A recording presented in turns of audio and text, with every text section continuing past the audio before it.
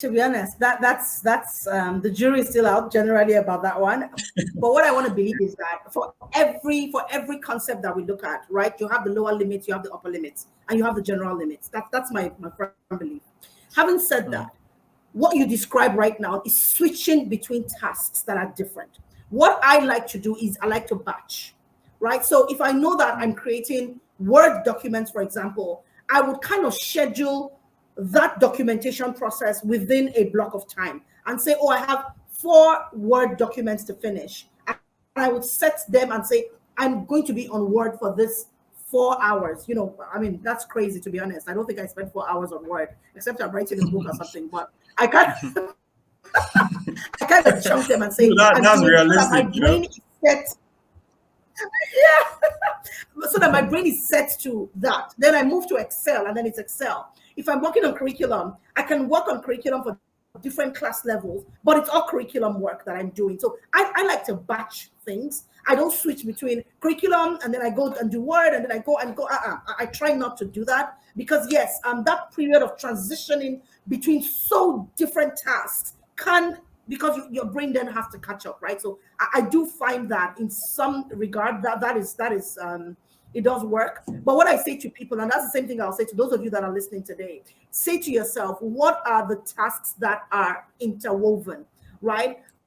There's some tasks that are integrated together. And when you look at things in an integrated manner, so you're flowing from one to another, develop your system. Initially, we heard that eggs were bad, right? Cholesterol from eggs were bad. Now we hear that they're okay, right? So there's always new research that is springing up out there every single day. It's It just confusing, you know. depends on Every what day you perspective. wake up and you pick up your phone, there's one new thing I that agree. contradicts the thing you learned before. You know, it's actually confusing. Exactly. So you do need to develop your pattern, right? You do need to know what works for you, which is why I say copying people doesn't really work. Now you can hear all these amazing things Daniel has said or KK has said, and you're like, I will just copy them. It's not going to work for you. Why? You need to first of all, it's context, right? My context is Yeah. different. So I grew up in a family of Identify your academics. My father was a style. lecturer.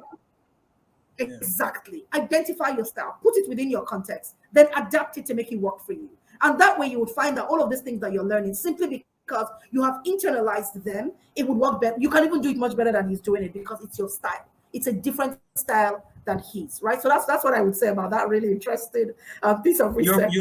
about to give us an illustration about your dad as a lecturer. Uh, so I mean, with him, right? I noticed that with him as well. He was Okay. he's passed now, but he had a lot of things that he had going for him. Many things at the same time. But I would notice that he would only focus on certain things at a certain time. So let me use 2 of the things that he did. He lectured. He also wrote journals, and then 3. And then he was an ASU, serious, strong, staunch ASU warlord. And when my dad is going for the ASU fights, he was Yeah. on the same panel with he had Jega, there's this prof in Unilag. I mean, they were like henchmen of Asu then.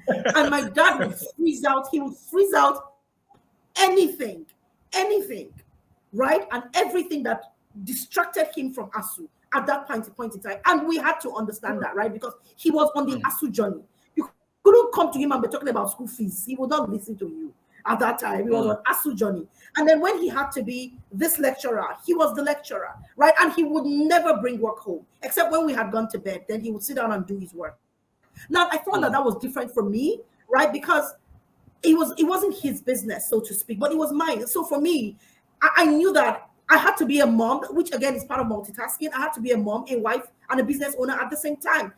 So I had to develop a strategy. When my children were much younger, I would notice that they're going up, coming down to see me downstairs, and the way where I used to sit in the dining area, I could see the stairs. And then they would run back up. And so one day I called them. I said, "What's the matter?" Oh, they said, "Oh, mom, no, mommy, you're busy." I said, "No, I'm never too busy for you. When you see me Mm. working, come to my laptop and shut it down. And it's fine. I will give you the attention that you need." So I knew that I needed to learn how to switch. They're older now, and they can take care of a lot of things by themselves.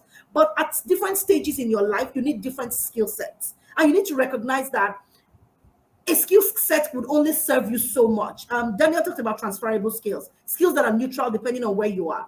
they're neutral, right? But then there's a depth to each skill, right? Which you need to be able to identify and say, how deep am I going to go in this phase or on this job with this particular skill? That's what I wanted to add to that.